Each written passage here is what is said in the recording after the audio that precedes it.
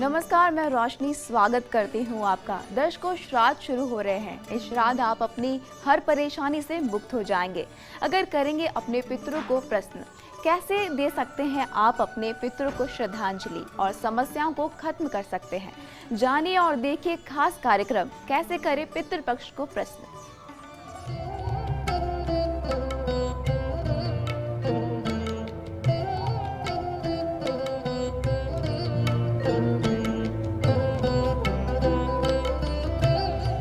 दोस्तों, आज के जनरेशन में कम ही लोग हैं जो पितृपक्ष या श्राद्ध मनाते हैं, लेकिन पूर्वजों की आत्मिक तृप्ति के लिए श्राद्ध और तर्पण जरूरी होता है। पितृपक्ष को हम पूर्वजों के स्मृति पर्व के रूप में भी लेते हैं। इस पर और चर्चा करने के लिए, श्राद्ध के बारे में विस्तार से बताने के लिए हमारे साथ मौजूद है जाने माने ज्योतिषाचार्य पंडित मुकेश शास्त्री जी। पंडित जी, स्वागत है आपका हमारे इस कार्यक्रम में। जय श्री कृष्णा, जय माता की, जय श्री हरि। चलिए तो देर किस बात की, जानते हैं पंडित जी से क्या है श्राद्ध। आप सभी दर्शकों के ऊपर भगवान श्री हरि का, माँ लक्ष्मी का, माँ बगलामुखी का आशीर्वाद और कृपा दृष्टि हमेशा बनी रहे। आप सभी का कल्याण हो। दोस्तों, क्या आप विवाह के कई वर्षों के पश्चात भी आपको संतान सुख प्राप्त नहीं हो पा रहा है? क्या आपके घर में वंश वृद्धि नहीं हो पा रही है? क्या आपको लगता है कि आपके परिवार में बहुत ज़्यादा अस्थिरता का वातावरण है? सारे परिवारजन जो है वो मानसिक तनाव के दौर में से गुजर रहे हैं। घर में हमेशा कलह कलेश का वातावरण बना रहता है। हर छोटी छोटी बात चिक में बदल जाती है। क्या आपको लगता है कि आपको पग पग पर बाधाओं का सामना करना पड़ रहा है, रुकावटों का, हर्डल्स का सामना करना पड़ रहा है? क्या आप या आपके घर का कोई सदस्य किसी गंभीर बीमारी से ग्रसित है? तो मत्स्य पुराण का संकेत ये कहता है कि आपके घर में पितृदोष है, यानी आपके घर के जो पितृदेवता हैं वो अतृप्त हैं। क्या आप अपने घर के पितरों की शांति के लिए साल में एक बार आने वाले पितृपक्ष में पिंडदान, तर्पण और उनके निमित्त किए जाने वाले श्राद्ध को श्रद्धापूर्वक करते हैं?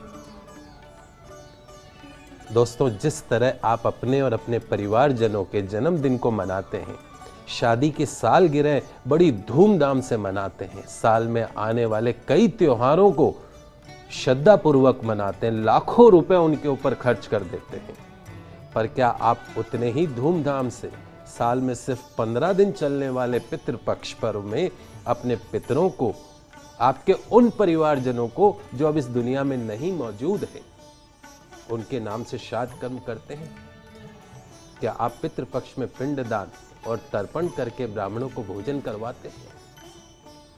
यदि नहीं तो मित्रों, जो मनुष्य अपने पूर्वजों का अंतिम संस्कार, श्राद्ध, तर्पण इत्यादि विधि पूर्वक न करके उसे सिर्फ व्यर्थ और औपचारिक समझते हैं, निश्चित तौर पर उन्हें पैतृक प्रकोप से शारीरिक कष्ट, आंतरिक पीड़ाएं, बुरे स्वप्न या स्वप्न में पूर्वजों का दर्शन होना, संतानहीनता, वंशवृद्धि रुक जाना, अकाल मृत्यु होना, धन की हानि होना, परिवार में हमेशा कलह कलेश होना, दुर्घटना होना, कोर्ट कचहरी का सामना करना, अपमान प्राप्त होता है, दुर्भाग्य प्राप्त होता है। ऐसे घर में जहाँ पे श्राद्ध नहीं किया जाता हो, जहाँ पूर्वजों को महत्व नहीं दिया जाता हो, उस घर में, उस परिवार के किसी भी सदस्य का किसी भी प्रकार का कल्याण जो है वो कभी नहीं होता है। पंडित जी, श्राद्ध करने के लाभ क्या होते हैं, या कहे तो क्या वाकई श्राद्ध करने के लाभ हैं?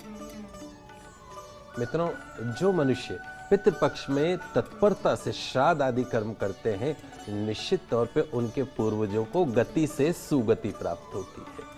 क्या प्राप्त होती है? उनको गति से सुगति प्राप्त होती है, और उसके परिणाम स्वरूप उनकी जो है, जो श्राद्ध कर्म कर रहे हैं, श्राद्ध करता है, निश्चित तौर पे उनकी प्रगति होती है, उन्नति होती है, सुख मिलता है, शांति मिलती है, यश, वैभव, स्वस्थ जीवन प्राप्त होता है, पुत्र, धन आदि उसे प्राप्त होते हैं।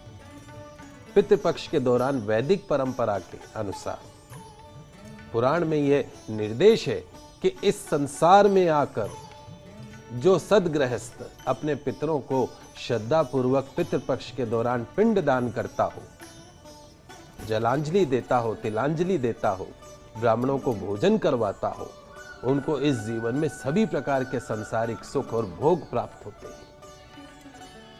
ऐसे लोग उच्च शुद्ध कर्मों के कारण अपनी आत्मा के भीतर एक तेज और प्रकाश से आलोकित होते हैं और मृत्यु के पश्चात भी श्राद्ध करने वाले सदगृहस्थ को स्वर्गलोक प्राप्त होता है, विष्णु लोक प्राप्त होता है, ब्रह्म लोक की प्राप्ति होती है। जब मृत्यु होती है तो मृत्यु के पश्चात में कुछ लोग तो यमलोक में जाते हैं और कुछ लोग पुष्पक विमान में बैठ के गोलोक में जाते हैं। तो गोलोक कौन जाता है? जो कि अपने पितरों के निमित्त श्राद्ध कर्म करता है। भारतीय वैदिक शास्त्रों के अनुसार प्रत्येक मनुष्य को इस धरती पर जीवन लेने के पश्चात 3 प्रकार के ऋण उसको चुकाने होते हैं। कौन कौन सा ऋण? पहला ऋण देव ऋण, देवताओं का ऋण। दूसरा ऋण कौन सा? ऋषि ऋण।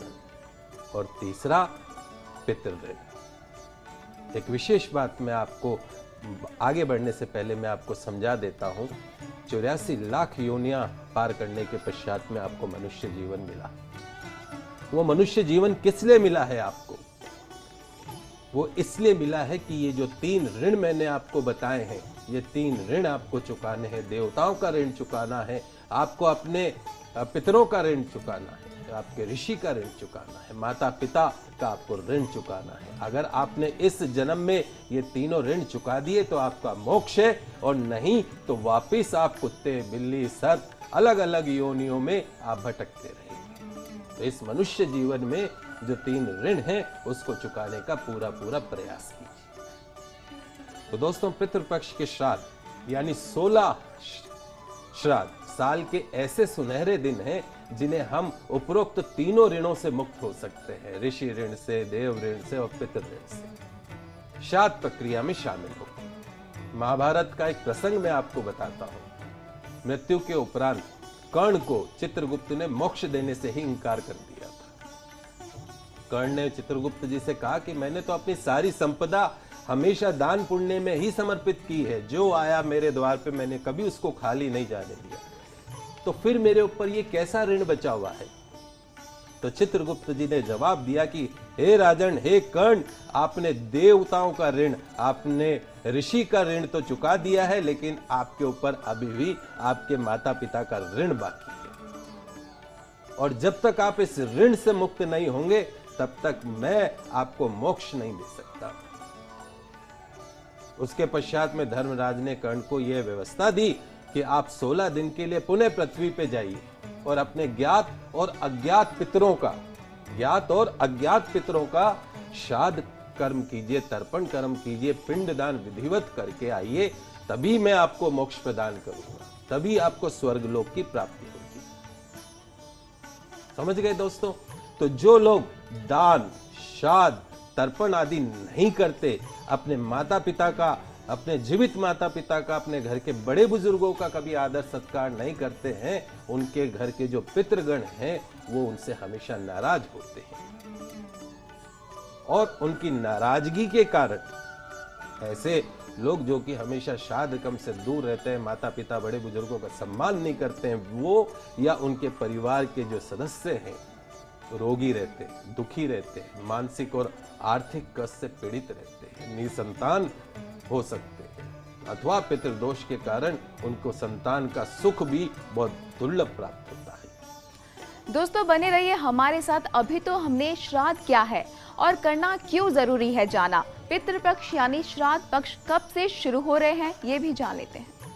मित्रों, इस बार जो पितृपक्ष है यानी श्राद्ध पक्ष 28 सितंबर 2015 सोमवार के दिन से शुरू हो रहा है, जो कि 12 अक्टूबर 2015 तक चलेगा।